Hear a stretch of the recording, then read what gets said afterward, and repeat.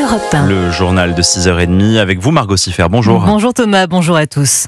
La saison estivale est déjà bien engagée et pourtant dans la restauration, l'hôtellerie ou encore le tourisme, les entreprises peinent à recruter des saisonniers. Rien qu'en région Occitanie, 200 000 postes sont à pourvoir. C'est notamment le cas à Narbonne-Plage dans l'Aude où notre correspondant Charles Lhuillier s'est rendu pour Europe 1.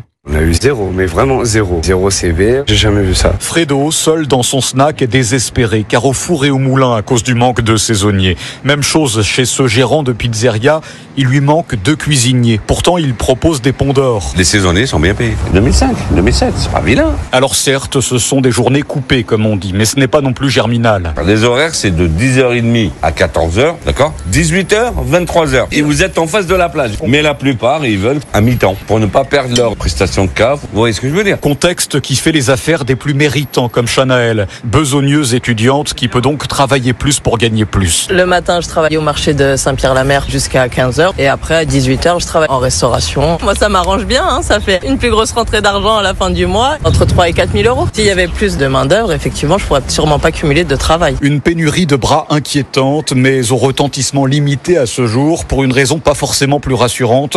Depuis le début de l'été, ici, les clients sont, comme les saisonniers, beaucoup moins nombreux aux terrasses. Narbonne-Plage, Charles Lhuillier, Europe 1.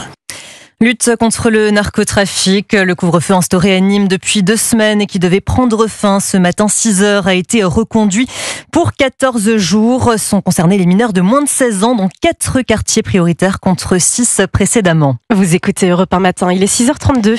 La grande majorité des participants de la rave party illégale ce week-end dans un parc éolien de la Drôme ont quitté les lieux. Plusieurs gendarmes ont été pris à partie, se sont fait caillasser. Leurs véhicules ont été la cible de jets de projectiles.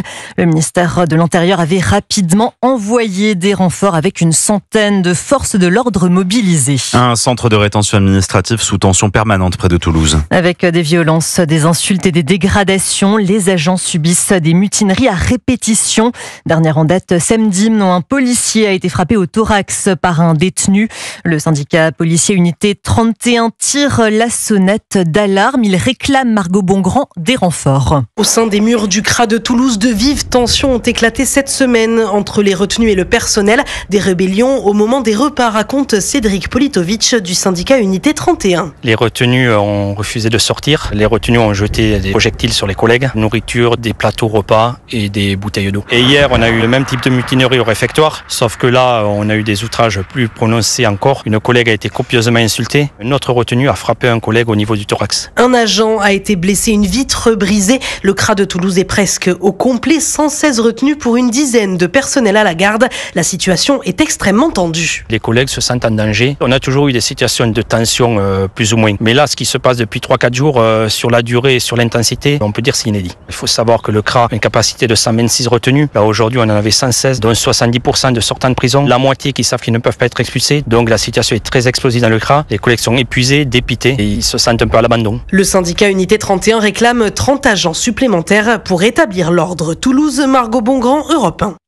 L'étudiante Gazaoui, auteure de nombreuses publications pro-Hamas et violemment antisémites, boursière à Sciences Po Lille, a finalement quitté la France direction le Qatar, annonce hier soir du ministère des Affaires étrangères. Jean-Noël Barrot souligne à nouveau le caractère inacceptable de ses propos. La sidération en Israël et dans le monde après la publication par le Hamas et son allié terroriste, le djihad islamique, des images non datées de 3 otages israéliens. Oui, on les voit amaigris, affaiblis, décharnés, une cruauté abjecte et sans limite, réagit Emmanuel Macron. Leur calvaire doit cesser, précise le ministre des Affaires étrangères, Jean-Noël Barrot. Le Conseil de sécurité de l'ONU tiendra demain une réunion d'urgence. Et en attendant, le Premier ministre israélien Benjamin Netanyahou demande l'aide de la Croix-Rouge pour fournir aux otages nourriture et traitement médical. Une sollicitation refusée par le Hamas. Le Hamas visiblement requinqué. Oui, avec de nouveaux propos polémiques, ouvrez les guillemets.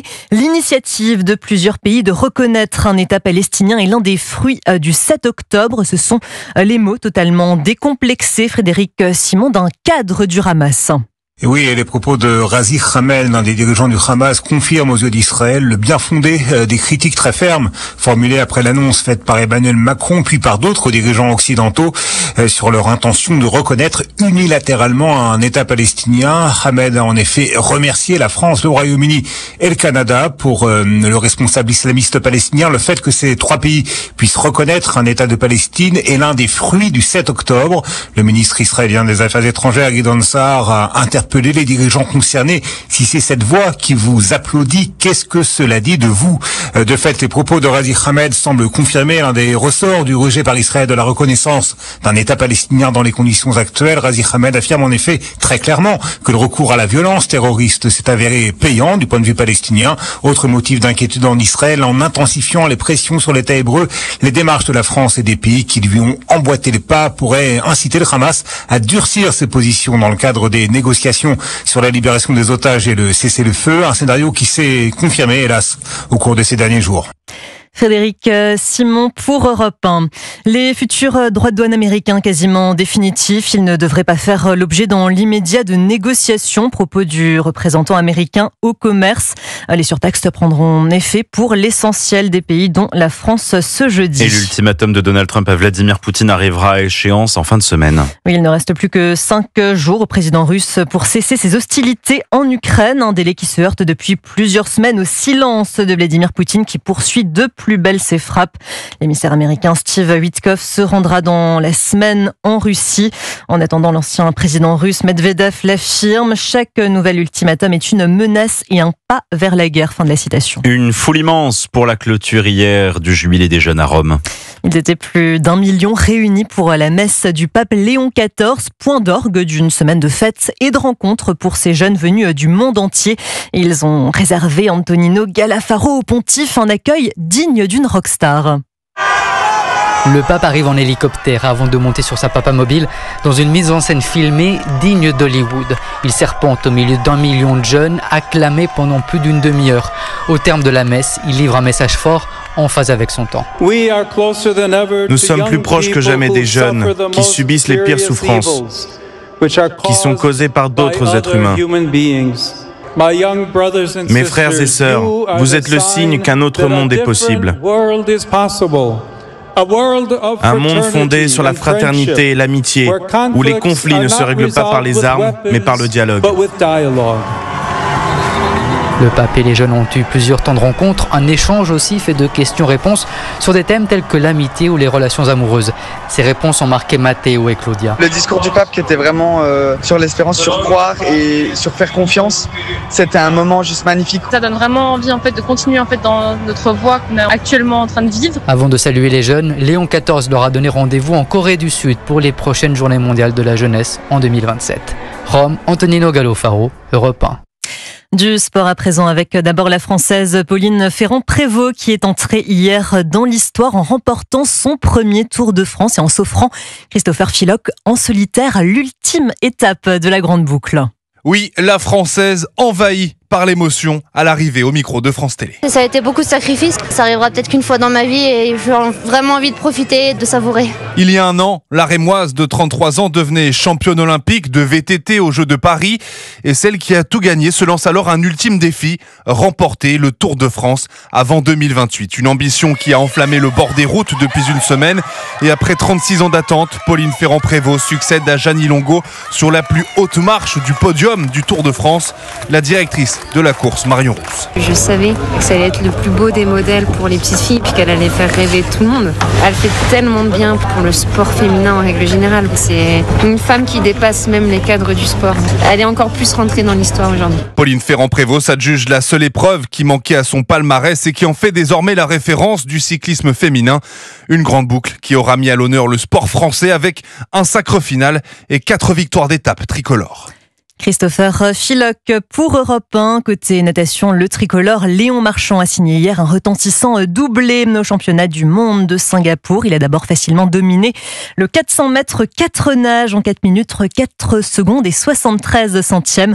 Le Toulousain et ses camarades du relais français se sont ensuite emparés de l'argent aux 4 fois 100 mètres 4 nages. Il est 7h moins 20, vous écoutez Europe 1 matin.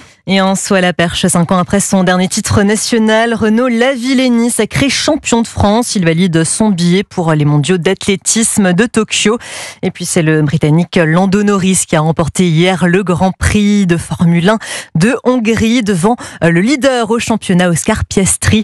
George Russell complète le podium de cette 14e manche de la saison. Et puis si vous êtes du côté de Nîmes, ne loupez pas cette création nocturne inédite. Le rêve du gladiateur, c'est le nom de ce spectacle hors norme qui mêle danse, théâtre, cirque et poésie, le tout dans l'amphithéâtre romain le mieux conservé au monde. J'ai nommé les arènes de Nîmes. Sébastien Bordenave.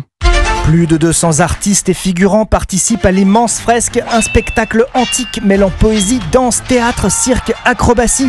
Il y a même de la moto. Si ce rêve de gladiateur est hors norme, c'est parce que parmi les producteurs, on retrouve la célèbre compagnie Dragon, qui a collaboré avec notamment le Cirque du Soleil, et à la mise en scène Arthur Cadre, un artiste qu'on ne peut cantonner à une seule discipline. C'est ça, j'aime vraiment la multidisciplinarité. J'aime beaucoup quand une discipline nourrit l'autre, parce que simplement un spectacle de danse, c'est génial. Mais moi c'est vraiment pas ma manière de créer, quoi. J'aime quand tout s'entremêle, d'où vraiment être inspiré par ce lieu des arènes qui est architecturalement très intéressant, ne serait-ce que par la forme de la scène, et je pense vraiment que c'est l'intérêt aussi de ce show, et moi c'est ça qui me passionne, c'est de mélanger les genres et de trouver des choses qu'on n'a pas nécessairement trouvées avant, quoi. Arthur Cadre, c'était le golden voyageur de la cérémonie de clôture des derniers JO. Le spectacle aux arènes de Nîmes imagine un empire romain qui ne se serait jamais effondré. C'est ça le rêve du gladiateur.